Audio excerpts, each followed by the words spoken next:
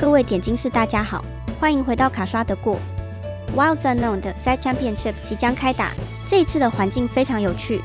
第12彈加入了玩具總動員、勇敢傳說、超人特工隊等皮克斯作品之後，整個環境的牌組樣貌明顯變多。有人繼續相信上一個環境留下來的強勢骨架，也有人開始嘗試玩具、超級牌組與各種新的快攻和控制路線。所以這一集，我們一樣用快速導覽的方式，帶大家整理這彈的各式牌組，讓大家在構築或應對時更有方向。一樣，每一套牌組一定都會有大量變體，大家可以再依照自己的習慣、預算以及在地環境，調整成最順手的樣子。首先，第一套是皇子 Evasive， 是目前環境的主流之一。它利用黃色減費角色建立前期場面，再搭配紫色的 Evasive 與控場能力，讓對手很難舒服的交換。強力新卡 Dale 讓一些低力量高意志力的角色的強度重新上線。試想那個有 Dale 在場上的 Elsa 可以倒人，有 Rush 挑戰還可以打5點。這副牌較強調前期節奏與持續拿分，平均造價大約是$350。第二套是皇子 Toys， 這套牌不是單純的玩具快攻，麻煩的地方在於它前面看起來只是一般快攻鋪場，但打到中期之後，紫色會開始接管比賽。對手如果只用快攻的角度去處理它，常常會發現前面清掉一波，後面還有一堆麻煩的牌繼續把場面接起來。它沒有那麼爆發，但穩定度不錯，也比較有續戰能力。平均造價大約是$200。第三套是黃綠 Dogs， 這套牌不是新面孔，但依然非常值得注意。第12彈之後，增加了幾張實用新卡，如 Dale 及 Eleanor， 讓它的速度與穩定度仍然非常強力。真正可怕的地方在於，前期角色便宜，鋪場速度快，再加上大 Trap 能把早期壓力延伸到中後期，持續給對手壓力。此牌型拿到先手非常可怕，前2-3回合如果沒有處理好，後面就很難打回來了。平均造價大約是$90。第4套是黃綠 Toys， 黃綠 Toys 跟黃綠 Dogs 有點像，此套牌利用大量玩具套件的互動，來達成我方抽率與增強，牽制對手使其棄牌與減攻，以進一步增加 Under the Sea 的破壞力。因主流大多人把 Dogs 的強力要件保留，讓這副牌的強度會比純 Toys 來得更穩定，平均造價大約$80。第5套是黃紅 Toys， 玩具牌組大多依附在舊有的體系，但這副嚴格說起來，是第一個可以認真討論的純玩具牌組方向。前期可以快攻，中期的交換可以抽綠補資源，後期也有機會靠阿薛，讓交換不只是結場，也能順便轉成分數。平均造價大約是$110。這套牌的主題性很好，當下也是主流，相當適合現在才入坑的新手朋友，不太需要追太多就卡。第6套是黃紅 Horseman， 這套偏資源戰與中後期交換，前期透過高力量與角色疊卡進行場面支撐，把對手前面的攻勢拆掉，等到中後期再用紅色結場與大角色把比賽接回來。這套打得好的時候，對手會覺得自己每一波都有在進攻，但最後角色就是留不住，很擅長把對手的攻勢拆成一段一段，最後再慢慢收尾。平均造價大約是$170。第7套是黄灰 Toys， 這套比較特別，從原本的黃灰唱歌骨架往前調整，因為 Toy 套件加入後，讓這副牌可以更早鋪場，更早施壓，整體節奏也比過去的黃灰唱歌更主動。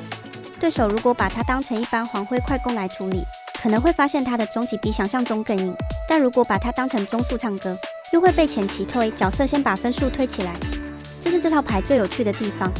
平均造價大約是$180。第8套是黃藍 Control， 是一套很標準的後期牌組。這彈新卡 Merryweather 讓前期的穩定度提高了，這點對黃藍很重要，因為這套牌前期不是為了贏場面，而是為了活下來，並且把資源整理好。但這套最大的問題也很明顯，就是時間。他很會打後期，但不少比賽會計時，玩家要很清楚什麼時候該防守，什麼時候該開始收尾，不然很容易變成場面很穩，可是時間也快沒了。平均造價大約是$280。第9套是紫藍 Blurple， 可以說是環境最具代表性的牌組之一。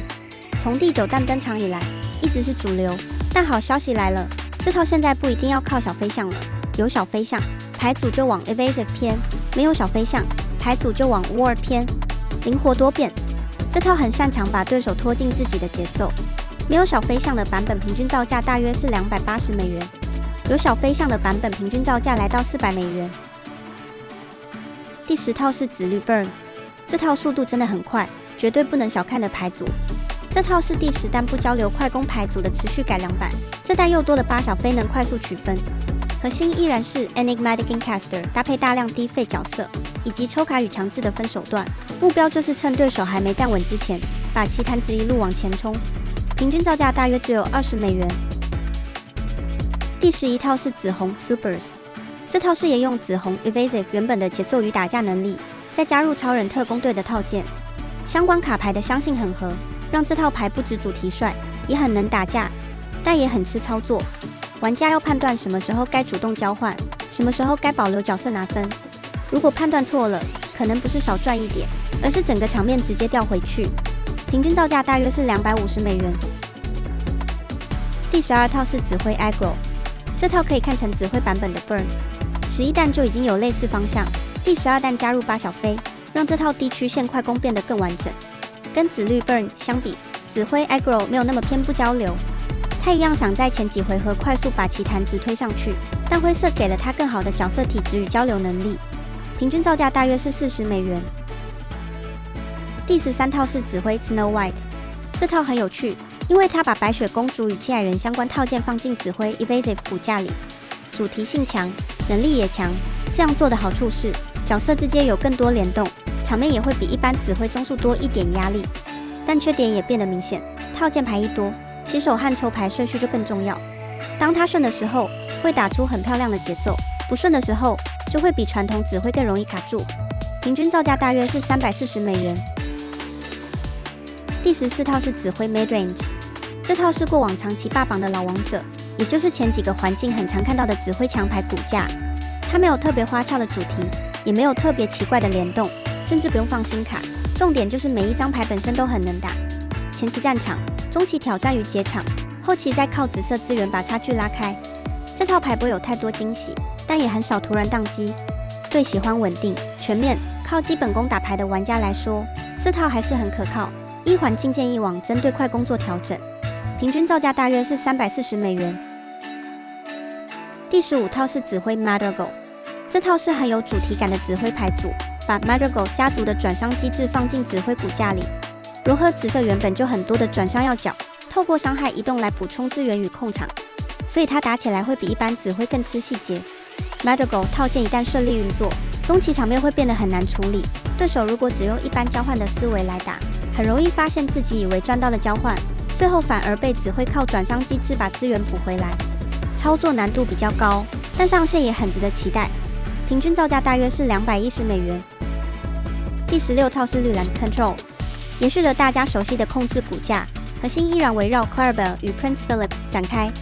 這彈增加不少 Ward 角色，讓整體穩定度大幅提升。面對這套牌的問題很簡單，能不能在它啟動前把它打死？如果不行，進入中後期之後，它會開始使用資源干擾與大型角色，把比賽拖進自己的節奏。平均造價大約是$180。最後一套是藍灰 Allies， 這套自從誕生以來，強度都不俗。這彈也補足了不少實用的 Ally 角色，像是 Merryweather、Isabella。